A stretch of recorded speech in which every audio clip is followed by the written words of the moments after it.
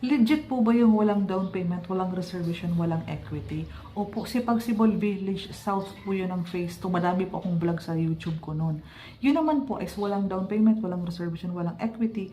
100% po ng total contract price is loanable sa Pag-ibig. Kaya kung mapapansin po ninyo, mas malaki po ang naging monthly niya kay Pag-ibig, mga around 9,294 dahil lahat po loanable.